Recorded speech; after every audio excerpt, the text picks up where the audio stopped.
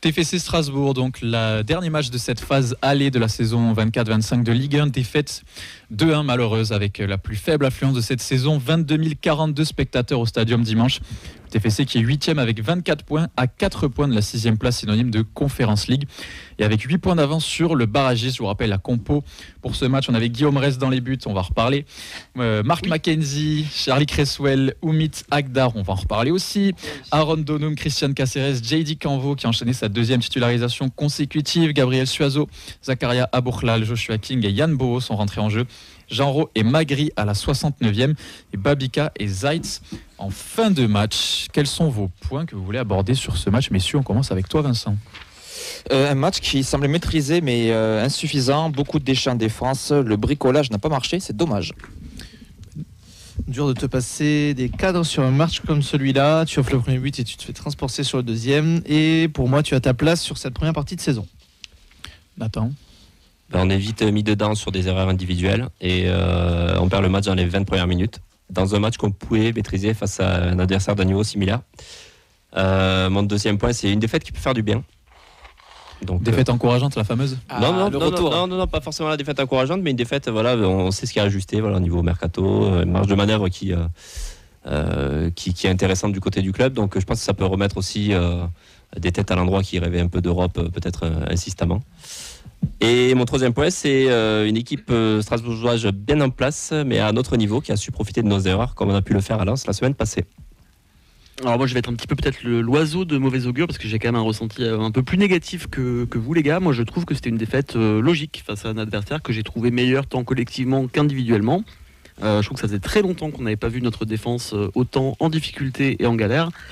Et je rejoins Ben sur le fait que l'absence de Siro notamment montre pour moi son importance. L'équilibre défensif de l'équipe a foutu le camp en même temps que son genou. Juste avant que je vous donne la parole là, sur cette absence des cadres, parce que c'est quelque chose qui est revenu beaucoup, on a les avis quand même des absents, des malheureux absents, des regrettés. Fred et Camille, tu veux nous les lire, Vincent? Je vais te faire Camille parce que tu dois faire Fred en imitant Fred. Donc Camille, ce match nous montre que quand nos deux tauliers sont absents, c'est compliqué. Donc Siro et Sidibé, 8e de la phase allée, on aurait tous signé, profitons. Ajustons-nous sur ce mercato car manque de profondeur de banc et allons chercher un petit truc en fin de saison. Canvo c'est bien, mais il faut arrêter de dire qu'il est supérieur à Siro. Son étiquette de Pichoun lui donne du crédit. Il a 2 matchs dans les jambes tranquilles, de plus très peu de passes vers l'avant, contrairement à notre capitaine. Solution à court terme, c'est bien, mais ne nous enflammons pas. Attention à la pitchounite pour signer Yves qui est l'auteur. Maladie du supporter toulousain, dès qu'il voit un jeune joueur jouer un match en pro, il s'enflamme. Pélican, Pancote, El Mokedem, Antiste, etc. Reste à rendre hommage à Steven Gerrard. Agdad, c'est compliqué, mais faute de mieux, 3 points de suspension. C'est joliment dit. T'as oublié la dernière phrase qui dit que Zaitz peut-être la plus belle. Zaitz a pris sa prime car il est rentré dans le temps additionnel, bravo. Et entre parenthèses, j'ai écrit c'est déjà les 3 minutes de bonheur en plus. Je m'y mélange moi. Les chroniques s'interchoquent. Tout fusionne. S'interchange, ouais. Ça a du plagiat de partout. Ouais. La synergie dans la feuille de match. Allez, fais-nous Fred. Tu veux que je fasse Fred avec la voix de Fred? Il y a eu un sub, donc c'est obligé. Après, on est quand même pressé, donc il faut Fred dans l'accéléré en 1,5. Que je te dise, il y avait 7 minutes, quoi. C'est difficile. Hein. On se tue le match. Strasbourg, ils exploitent nos faiblesses, mais bon, on n'était pas loin. On n'était pas loin. Si on veut, je pense que si on veut aller plus haut, ça, il faudra un peu plus un alignement des planètes, quoi, comme ce qu'on a eu les semaines précédentes. Mais bon, je pense pas que ce soit un coup d'arrêt, quoi, ce match. Il ressemble à Courbis un peu, Fred. Oui. Ah, c'est Fred Courbis, c'est beau. Malade. C'est beau. J'ai pas pu pratiquer pendant 6 mois, tu vois, c'était un petit peu dur. C'est un très très bel hommage. Écoutez, Camille en parle dans son point, Clément en parle, Ben, vous en parlez tous les deux. L'absence des cadres, ça influe forcément sur les choix qui ont été faits au départ, sur le déroulé du match aussi. Sidibé et Siro qui sont pas là, les deux. Et finalement, on est tout de suite plus en difficulté. Ouais, moi je vais commencer parce qu'en fait déjà l'absence de Sidibé fait que Mackenzie est obligé de jouer à droite alors que c'est un gaucher, donc déjà c'est jamais facile. Tu es obligé de propulser Canvo sur ce match-là qui est pas forcément un match facile contre l'équipe de Strasbourg, qui est bien meilleur je pense que ce qui était prévu en amont. Si ça joue Strasbourg, c'est une bonne équipe, l'entraîneur c'est pas mal, ils ont des bons joueurs et en fait il te manque, je pense déjà tu vois que Sidibé quand il est pas là, la défense c'est pas du tout pareil. Alors ok, Agdad doit jouer, mais je pense que même si, enfin je sais pas, je pense que vraiment Sidibé il apporte par son leadership, il protège bien le côté droit, il fait sûrement du bien aussi à Cresswell, donc ouais, je pense que l'absence des deux ça a fait très mal. D'accord avec ça? Ouais, complètement. La défense, vraiment, là, ça commence à être un petit peu décimée. Hein. Bon, l'absence de Nicolaisen, on avait réussi à s'en remettre, mais c'est vrai que celle de Sidibé, on sent que c'est compliqué. Alors, celui qui a vraiment sombré ouvertement, c'est Agdag, mais parce que ça se voyait, mais je trouve que c'est pas le seul. On n'avait pas cette sérénité. On sentait que sur tous les contres, notamment strasbourgeois, il y avait le feu à tous les étages. Et aussi, je trouve l'absence de Siro très très préjudiciable, parce qu'au milieu de terrain, on s'est fait trouer un nombre de fois en 2-3 passes. Ils arrivaient à complètement éliminer le milieu de terrain, ce qui, je trouve, arrive un peu moins souvent quand on a la paire Caceres-Siro, qui est quand même un peu plus présente, notamment défensivement. Et là, pour le coup, je trouve que l'absence sautait vraiment aux yeux, et tant de Siro que de Sidibé. Je crois que c'est Vincent qui parle de bricolage, mais en soi, quand on voit Siro qui est pas là, Sidibé qui est pas là, la compo de départ, elle est pas choquante. On fait avec nos armes. Oui, c'est bricolage parce qu'ils sont pas là en soi. Termine n'importe qui, ça serait bricolage pareil. C'est plus sur la réaction, on va dire. Il y en a qui peuvent reprocher. J'ai vu beaucoup de réactions sur des gens qui reprochent à Humit de rester sur le terrain peut-être un peu trop longtemps. Enfin bon, après, oui. Ah, mais il y a des gens qui voulaient qu'il sorte. On en parlait pendant le match, qu'il sorte à la mi-temps. Moi, je pense que tu le sors à la mi-temps, c'est terminé. Enfin, tu l'enterres. Je pense qu'il est déjà quasi terminé. Hein, mais... Il y a eu un léger mieux sur le deuxième. Ouais, mais imagine, tu le sors à la mi-temps. C'est fini. Le signal que t'envoies, c'est bon, mais mec, c'est terminé, quoi. Après, sans vouloir être dur avec lui aussi, même si on l'a un peu descendu pendant le match, on y reviendra après. Mais voilà, Sidibé, on l'apprend. Le suivant, oui. Sidibé, voilà, on apprend le forfait peut-être la veille, donc le temps que l'équipe se prépare aussi. Agdag, on a vu que c'était pas l'assurance au risque aussi, il avait besoin d'être en confiance. Tu sais que tu as ton leader de défense qui est pas là et que tu dois presque assurer, l'intérim. Donc on ne sait pas s'il est prêt aussi psychologiquement à assumer ce statut-là, Agdag, de jouer en Ligue 1, parce qu'il vient quand même d'un championnat qui est quand même comparé à la Ligue 1 inférieure. Donc, on rappelle, c'est la D2 turque. D2 turque, il y a quand même un gap. Donc, c'est un bon club quand même, des mois. Ils ont tenté une coup de Chanoff, mais c'est pas le même effet, quoi. Donc malheureusement pour lui, c'est passé totalement au travers, mais ça prouve aussi les ajustements qu'il faut dans ce club, et que dès que t'as pas ton 11 type, t'as des joueurs qui peuvent assurer l'intérim, mais nous, si on a envie, on voit beaucoup de joueurs, on voit Comoli qui est assez ambitieux, qui veut toujours accrocher le haut du tableau. Il te faut un effectif un peu plus étoffé, avec des joueurs capables de rentrer dans la rotation et où tu perds pas en qualité quand tu as des blessés ou des suspendus, par exemple. C'est le problème qu'on soulève depuis le début de la saison, c'est la profondeur de banc qu'on n'a pas pour, en tout cas, jouer aux ambitions qu'on se donne, à savoir essayer de titiller les places européennes, quoi. C'est pour ça que tu parles d'une défaite qui fait du bien, entre autres. Ouais. Alors c'est une défaite qui fait du bien dans le sens où ça prouve aussi qu'on a une grosse marge de travail.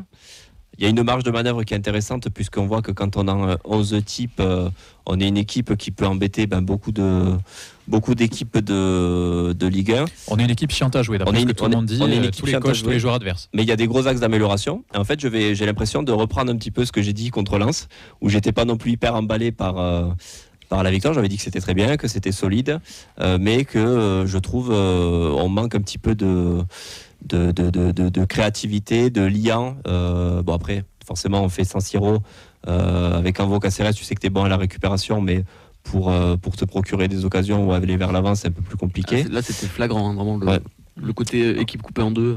Donc, voilà, on est assez lisible offensivement. Ça fait partie de mes axes, je pense, les axes d'amélioration dans cette équipe-là. On est solide, on est chiant à jouer. Quand on a une défense type, on est quasi impassable. Là, on a vu que effectivement, on manquait un peu de stabilité à ce niveau-là. Mais ouais, c'est vraiment dans les matchs à domicile aussi, où j'ai vraiment l'impression qu'on a les mêmes schémas. Je vais prendre un exemple de Gbo qui va tout simplement aller quand il a le ballon, tu sais exactement, voilà, tu joues sur tes ailiers, tu sais que ça va repiquer, tu sais que ça va jouer le 1 contre 1. On est trop lisible, et ça me dérange un peu. Après, en mi-temps, on avait essayé les ballons dans le dos de la défense, les ballons en profondeur dans le dos de la défense, où on a réussi à un peu déséquilibrer cette équipe de Strasbourg. Mais sinon, je trouve qu'on est voilà, offensivement, je suis peu je ne trouve pas bon, tout simplement. C'est un match où ce qui était censé être notre force, la défense et les fameux clean sheets qu'on a enchaînés ces derniers matchs, ça n'a pas marché. Même le but qu'on marque en soi, c'est un contre son camp. Donc on n'avait pas grand-chose pour nous. Moi, ce qui m'intéresse là, c'est que, comment ils disent, habillage à l'américaine. On a Clément qui nous parle d'un adversaire meilleur sur tous les aspects pratiquement, et d'autres qui nous parlent d'une équipe qui était prenable. Alors moi, j'aimerais savoir pourquoi d'après toi Strasbourg était meilleur que nous, et pourquoi pour vous c'était pas meilleur que nous cette équipe. Alors meilleur que nous, ça se joue pas non plus, on n'est pas sur un Real Madrid Oviedo, mais je les ai trouvés beaucoup plus appliqués, beaucoup plus sérieux, beaucoup plus en place au niveau des schémas, au niveau des circuits de passe. En première mi-temps notamment, on a essayé de mettre un pressing, je trouve qu'ils ont réussi quand même beaucoup de fois à en sortir, et quand ils en sortaient, ça allait très très vite derrière parce que ils en sortaient et ils éliminaient le milieu de terrain. Vraiment, je sais pas, moi cette équipe, je l'attendais pas à ce niveau-là. C'est peut-être ça aussi qui me fait dire que je les ai trouvés meilleurs que nous. C'est que j'ai trouvé que c'était une équipe vraiment encore plus chiante à jouer que nous. Et je sais pas s'ils s'attendaient eux à avoir autant le ballon, mais je trouve que notamment en première mi-temps, ils nous ont pas dominés, mais pas loin. Et je trouve qu'on a beaucoup trop subi pour un match à domicile face à un adversaire contre qui on doit faire, je pense, au moins jeu égal. Mais voilà, et je trouve qu'individuellement, ils ont aussi beaucoup de très très bons joueurs. Et pas mal sous-côté. J'ai beaucoup aimé leur milieu de terrain notamment. Moi, je veux dire qu'ils ont fait un meilleur match que nous, mais on pouvait quand même mieux faire, c'était prenable. Enfin, il y a vraiment les deux. Ce que je trouve, il n'y a rien à dire sur le match, ils ont fait un beau match, ils méritent leur victoire, il n'y a aucun souci. Si c'était un petit peu bougé les fesses, on aurait pu faire au moins le nul. Mais il y a vraiment eu. On fait une très belle entame. Sincèrement, on fait une entame où on leur met un pressing où ils sortent pas de leur milieu de terrain pendant 10 minutes. Et puis après, tu sais pas pourquoi, ça s'arrête. Non, le but un peu plus tard, non, le but arrive. Le but il arrive très vite. C'est au quart d'heure. Mais vraiment, juste après. Jusque-là, leur met un énorme pressing où ils sont obligés de passer par leur gardien un nombre de fois pas possible, où ça essaie de sortir, mais ça n'y arrive pas. Il y a eu aussi une période où au milieu, que ce soit Canvo ou Caceres, pardon, dès qu'ils avaient la balle au pied, ils arrivaient à effacer leur vis-à-vis avec un dribble, 2 dribbles, et ils arrivaient à se projeter. Mais il nous a manqué toujours un truc. Il y a l'action que je pense que vous avez le plus vu sur les réseaux, c'est celle où Canvo il fait une magnifique remise à Bouklal. Elle est criminelle, c'est un plat du pied, il a juste à viser le poteau, ça vouloir être méchant. Celui-là, tu vois, pour moi, il marque. Pour moi, il est faisable. Un joueur pareil, il est censé marquer là, et c'est pas le même scénario. Et à partir de là, on retombe dans nos travers, on fait pas assez de jeux, et il y a eu des tentatives et du coaching, mais ça n'a pas porté. En fait, c'est ça, c'est que j'entends ce que tu dis, mais j'ai l'impression que c'est un match qui est un peu terni par les erreurs individuelles et qu'on base notre jugement par ce prisme-là, et que mine de rien, ça arrive à tout le monde de se trouer. Agdag c'est pas montré sous son meilleur jour. C'est pas la crise. Guillaume Rest s'est troué, ça arrive, mais en soi, si on regarde le contenu en termes d'occasion, en termes de maîtrise du ballon, ça se rend coup pour coup. Je trouve pas spécialement que Strasbourg était vraiment meilleur que nous. Ils ont profité de nos erreurs, mais sur ce qu'on a vu sur le terrain, je pense pas que c'était une équipe qui était vraiment meilleure collectivement, ou peut-être sur quelques individualités devant, parce que Nathan en a parlé. Devant on a pêché, mais sur vraiment les deux équipes, je pense qu'on rejoue le match 10 fois, c'est vraiment 5 victoires de chaque côté, on n'est pas loin. Et t'as de quoi revenir aussi en fin de match, où tu leur mets une pression avec Vincent de discuter, on se dit, tu sais que si Magri marque, tu sais que t'as de quoi aller, t'as ta balle de match pour aller gagner. Oui, tu peux les donc ça, on a eu le penalty, on aurait pu avoir le penalty, mais au final, on a eu le coup franc, ça s'est joué à peu de détails, mais tu rentres. Tirer le coup franc d'ailleurs. Mais tu te mets dedans, comme tu l'as dit Vincent, au début il y avait un gros pressing, on sentait qu'on pouvait déranger cette équipe, et le fait d'encaisser 2 buts aussi rapidement sur des erreurs individuelles, derrière tu as le bloc de Strasbourg qui redescend. On sait que nous les blocs bas, forcément, pas les blocs bas, ils ont même pas joué trop bas à Strasbourg, je trouve, ils ont joué, mais tu sais que tu as toujours du mal à déranger un peu ce genre d'équipe bien en place, à trouver des espaces. Donc je pense que c'était pas du tout prévu d'être mené, c'est jamais prévu d'être mené 2-0 sur des erreurs comme ça, mais forcément ça te change un match, et c'est pour ça que tu te tires une balle dans le pied dès la première demi-heure, et tu sais que c'est jamais facile de revenir. Et après deuxième mi-temps, on sentait que c'était un coup de billard, c'est un peu comme le match à Lens, ça a tourné, tu vois, comme le penalty d'Abouklal. La pièce elle est tombée d'un bon côté à Lens. On a réussi à s'imposer dans un penalty. Là, la pièce, elle est tombée du mauvais côté. Donc, Et quand je parle des erreurs individuelles, c'est que ça fait partie du foot. Mais si on regarde vraiment ce qui s'est passé, c'est que Strasbourg, à un moment donné, se retrouve, avant que le 3e but soit refusé, avec quasiment 2 occasions, 3 buts. en première mi-temps, ce qui est Incroyable. une réussite exceptionnelle comme nous on a pu l'avoir sur les 2 derniers mois. Mais c'est pour ça que c'est quand même traître de se baser sur ces erreurs-là qui forcément ça change l'enjeu du match, ça biaise l'analyse qu'on en a. Mais de là à dire que Strasbourg était vraiment au-dessus de nous, moi je suis d'accord avec Vincent, je pense que c'est une équipe qui était vraiment prenable, mais on peut s'en prendre qu'à nous-mêmes sur ce match-là. Elle était prenable, hein, mais pour moi les erreurs individuelles, alors oui c'est ça qui amène directement les buts, et encore que sur le deuxième je suis pas hyper d'accord pour dire que c'est une erreur individuelle, dans le sens où pour moi toute la défense est à mettre dedans. Sur le deuxième but on les regarde jouer, on leur laisse un temps dans la surface pour faire ce qu'ils veulent, c'est incroyable. Même troisième refusé. Hein. Et je parle même pas du troisième but qui pour le coup dans la construction est juste magnifique. C'est un scandale celui-là. Ouais, mais dans la construction par contre mais attention. il est beau à marquer, mais il est pas beau à prendre. Ah non clairement, mais vraiment moi j'ai été sur certaines actions, j'ai trouvé cette équipe de Strasbourg assez pas impressionnante, mais bluffante. Vraiment dans leur capacité à se projeter vite, à nous faire mal. Et je pense qu'il n'y aurait pas eu ces erreurs individuelles, ils auraient quand même fini par nous mettre un but.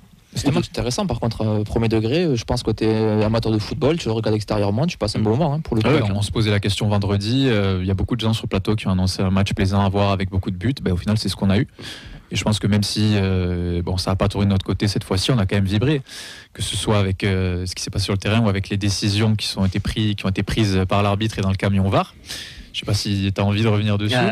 C'est ton moment. Non mais on en a discuté entre nous, j'ai l'impression d'être un peu seul sur ce combat. Je trouve moi perso que le but refusé c'est un peu raide, mais bon, si t'appliques en effet les règles au pied de la lettre, ça se comprend.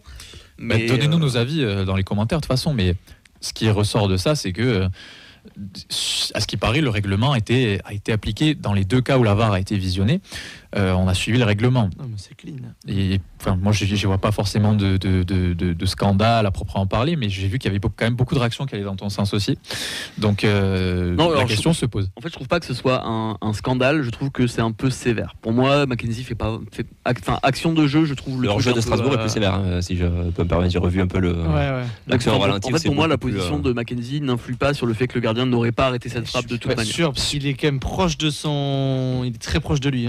Moi, je suis d'accord sur toi sur le fait que c'est pas forcément une erreur manifeste. Pour moi, c'est dans le sens l'arbitre a pris la décision sur le moment qui est but, il y a but.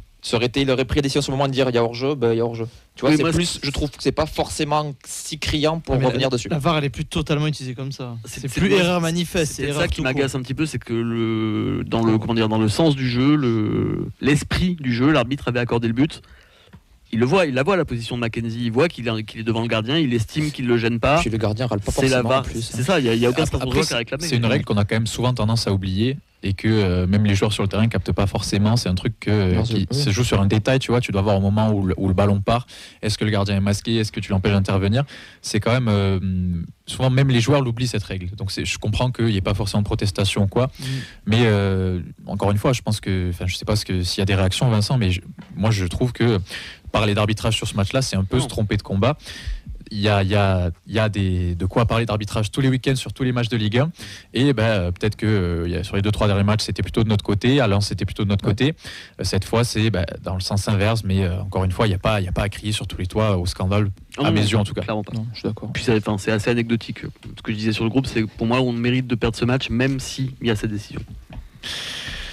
Est-ce qu'on se fait un petit coup de loupe pour analyser la deuxième prestation du Pichoun, Jaïdi Canvo, qui a démarré au milieu de terrain après sa bonne prestation face à Lens. Je pense qu'on peut dire qu'elle était bonne. Siro blessé, on se posait des questions, on en avait parlé dans le match. Zaitz pas en très bonne forme en ce moment. Jean-Ro qui démarre sur le banc. Au final, il se retrouve titulaire. Qu'est-ce que vous avez pensé de sa deuxième prestation, sa deuxième titularisation consécutive ? C'est bien. Bien complémentaire aussi, je trouve. Ça se trouve encore bien avec Caceres. Après, ce qu'on peut reprocher, c'est peut-être que ce soit de profils similaires. Alors, pour te quadriller un milieu de terrain à la récupération, c'est génial. Après, forcément, le ballon, qu'est-ce que tu en fais une fois que tu l'as récupéré ? Ça, c'est un peu l'éternel débat dans cette équipe. Mais non, il fait un match très solide, je trouve. Il a beaucoup d'assurance. Je ne sais pas si sur le but de Strasbourg, il ne peut pas faire mieux, peut-être un peu dans le repli, parce qu'il y a un gros trou au milieu. Sur le deuxième ? Ouais, sur le deuxième but, j'ai pas forcément revu en détail, mais il me semble qu'il y a un gros trou au milieu, donc je me dis, si c'est Canvo Caceres qui est censé quadriller la zone, il y a peut-être mieux à faire. Mais sinon, il a fait pareil, comme le match à Lens, il a fait ce qu'on lui demandait de faire. Très bon au duel, à la récupération. Et puis, c'est bien, que ça dure, ça nous fait un joueur sur qui on peut s'appuyer dans l'effectif. Pour le moment, on n'a pas de recrue, donc Siro, s'il est blessé pendant 2 mois, on risque de le voir souvent. J'en profite, je te coupe 2 secondes. Oui. On a vu à la fois à l'entrée des joueurs et dans le virage brise des messages de soutien pour Niklas Schmidt qui s'est blessé grièvement cette semaine. Donc ligament croisé, on n'en a pas spécialement parlé, mais je crois que les joueurs sur l'entrée des joueurs avaient un maillot floqué à son nom, qui était dans le vestiaire aussi, et il y a eu un message de soutien du virage brise avec un chant qui a été entonné. Donc tu parlais de Canvo qui peut être une solution dans ce milieu de terrain. Mais au vu de cette blessure, pour le moment, c'est la seule ce que tu as. Par rapport à l'effectif. Tu parles Jean-Ro est puni. Ouais. Mais Jean-Ro, il est puni. Donc, mais Jean-Ro, c'est super sub. Il aura ce rôle-là toujours. Il va sûrement jouer. Jean-Ro, il va falloir le faire jouer à un moment quand même. En coupe demain. Ouais, peut-être. C'est à lui de prouver. T'es pressé, toi. Après, c'est une bonne entrée après. Jean-Ro fait une bonne il n'a entrée. pas assez de minutes. Mais 20 minutes, 15 minutes. Il de bouleverser le foot avec le temps de jeu qu'il a, je suis d'accord avec toi. Ouais, mais il fait ce qu'il peut avec le temps qu'il a, mais je trouve ça dommage de pas plus le voir. D'autant plus quand tu cours après le score, tu te dis tu as 2 profils qui sont quand même relativement les mêmes et relativement défensifs. Tu peux te permettre peut-être de tenter un petit peu plus et d'apporter dans ce milieu de terrain autre chose que ce qu'on a vu sur les 50-60 premières minutes. Puisque Zayt, on a bien compris, de toute façon, il vient juste pour jouer ses 2-3 minutes, il prend un peu d'argent, puis c'est horrible, je suis désolé. C'est une énigme quand même. Non, mais on nous l'a quand même vendu comme un mec, on a vu des trucs tourner, il met des buts de fou et tout, il sert à rien. Moi, je mets une pièce, Lamadi passe devant Zayt dans l'entrée, dans les dernières minutes. La cote, elle a un 10, franchement. Non, mais c'est honteux. On l'embrasse, il est payé par mois, mais franchement, je comprends pas. Moi, ce mec-là, pourquoi il est là et qu'est-ce qu'il fait là, je comprends pas. Après, c'est ce que je disais hier sur le space de Media Tolosa qu'on embrasse. JD Canvo, dans ce milieu-là, il a vraiment une carte à jouer. Belle interception. Bien joué, Joël. Et j'aimerais bien le revoir face à une équipe qui a un peu plus de répondants au milieu, où c'est un autre contexte. Puisque que ce soit contre Lens, on a beaucoup défendu, on a beaucoup subi. Là, c'était l'inverse, on a couru après le score très vite, donc on s'est beaucoup projeté vers l'avant. On avait fait des choses que je ne pensais pas capable de faire. La fameuse action pour Abouklal, il se projette vers l'avant, il essaie d'amener un peu plus de verticalité dans son jeu. C'est encore un peu timide. Et puis jouer à côté de Caceres, ça doit lui faire aussi beaucoup de bien quand même. Mais voilà, face à une équipe où le match est un peu plus disputé, où on court pas après le score très vite, même quand il redescend en défense et que Jean rentre, c'est un moment où on est tous centrés vers l'attaque et où on envoie tous les ballons devant. Donc c'est difficile de juger. Je pense qu'il y a encore des choses à voir chez JD Canvo qu'on soupçonne pas forcément. Donc les pitchouns, c'est toujours bien quand ils jouent, surtout quand il y a une place à prendre. On peut peut-être passer au top et flop, sauf si vous avez quelque chose à rajouter sur le match, sur les individualités. Moi, juste pour terminer sur Canvo, c'est en effet c'est bien ce qu'il fait, mais je me demande si est-ce que ça va être suffisant d'avoir ces 2 profils-là qui se recoupent beaucoup jusqu'à pour pallier l'entièreté de la blessure de Siro qui va être longue. Moi je pense qu'on coupera pas à une petite recrue au mercato à ce niveau-là. Non, parce que si Siro c'est 2 mois, mais s'il nous fait une Nicolaisen où c'était 1 mois et finalement ça dure, ça peut être dangereux de juste être avec ces 2-là. Pour moi, il va falloir quelqu'un. C'est nécessaire. Ouais. On est en plein mercato de toute façon, mais ça n'a pas l'air heureusement, mais bon. C'est un peu, c'est triste à dire, mais c'est un peu la période où tu es le plus à même de réagir quand il y a ce genre d'événement qui survient. Est-ce que c'est prévu? Est-ce que c'est dans les tuyaux? Tu vois ça Toi qui es dans la finance, tu ferais une recrue au milieu de terrain du coup? Prendre un petit jeune qui arrive de région parisienne, là, promoteur. On me demande dans le chat si Savanier est libre ou pas. Je vous l'offre, ouais. Mais il faut payer les 2 syndicats, attention. La paire, la Savanier-Ferry, là, hop. Putain, je t'envoie Caserif, je t'envoie tout ce que tu veux. En tout cas, le ferry a coulé à Montpellier. Joli. Cette émission, le niveau s'améliore de jour en jour. C'est incroyable. Top flop, messieurs. Peut-être qu'il y aura moins de top que de flop cette fois-ci. Caceres, on peut commencer par les joueurs. Toujours bon. Il est toujours là dans l'impact. Il court. Moi, j'adore ce joueur. C'est le mec dont tu as besoin dans ton équipe pour aller un peu plus haut. Ouais. C'est le seul qui se démarque positivement, je dirais. Parce que les autres, c'est sans être catastrophique, les autres. À part Agdag et. Moi j'ai toujours Cresswell qui est un peu chouchou quand même. Ce mec-là.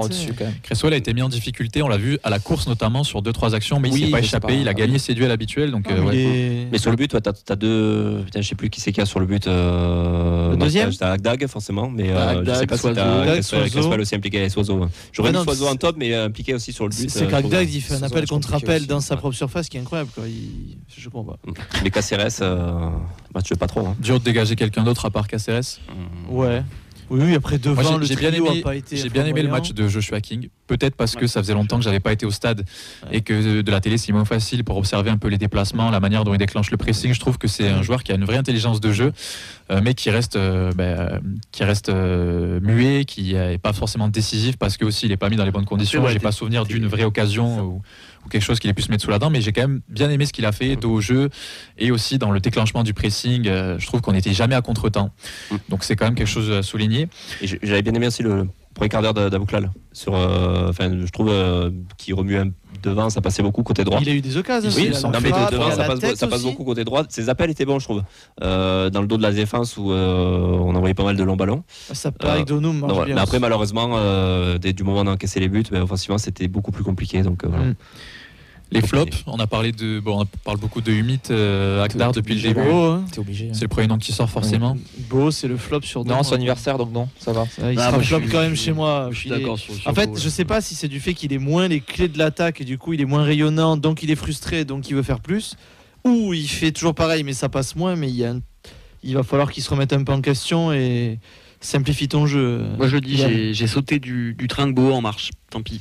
Pour le moment Après, là. il peut revenir, il est dans un creux. et T'avais pas voilà, le billet, il y avait un contrôleur, il se passait quoi? tout. Non, mais je trouve qu'il a vraiment du mal à retrouver le niveau qu'il a eu l'an dernier, et je trouve qu'il en fait trop. Il veut trop en faire tout le temps. Et maintenant, le problème, c'est qu'il est observé. Je pense que quand les adversaires préparent un match contre nous, c'est quand même un des dangers numéro 1 qui est identifié, c'est Yann Beau. Et je trouve qu'il a beaucoup de mal à se réajuster et à tout simplement ajuster son jeu à l'opposition et à jouer plus simple, je sais pas. Moi, je dirais qu'il y a Il a qu'un registre et quand ça passe pas, il continue. Il y a un petit syndrome Soiseau chez lui. Donc, syndrome Soiseau, c'est le mec qui arrive, ouais. qui pendant. C'est le retour du professeur Non, Data. Oui. Parlons-en. Pendant 6 mois, Soiseau, qui est l'un des meilleurs joueurs de l'équipe, qui te porte.